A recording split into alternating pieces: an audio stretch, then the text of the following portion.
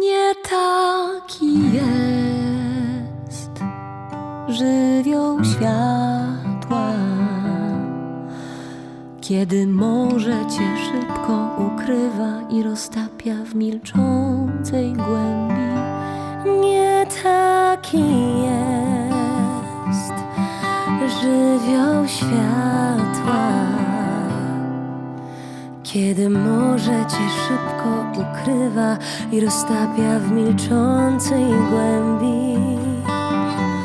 Światło od fal powłóczystych prostopadłe blaski oderwie i zwolna kończy się morze,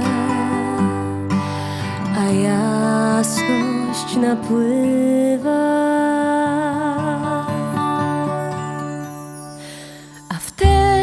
Zewsząd widoczny w zwierciadłach dalekich i bliskich widzisz swój cień, widzisz swój cień.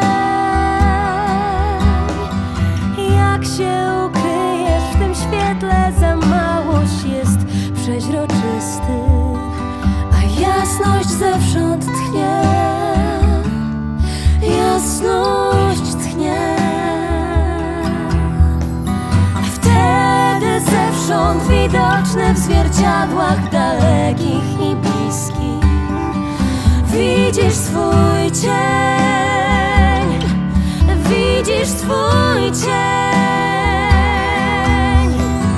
Jak się ukryjesz w tym świetle, za małość jest przeźroczysty, a jasność zewsząd tchnie, jasność tchnie.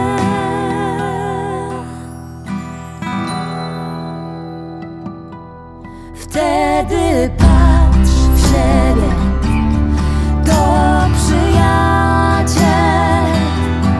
Wtedy patrz w siebie, to przyjaciel.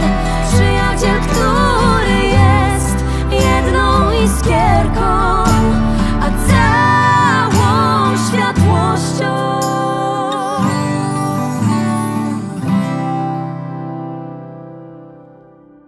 Ogarniając sobą tę iskrę, już nie dostrzegasz nic i nie czujesz, jaką jesteś objęty miłością. I nie czujesz, jaką jesteś objęty miłością.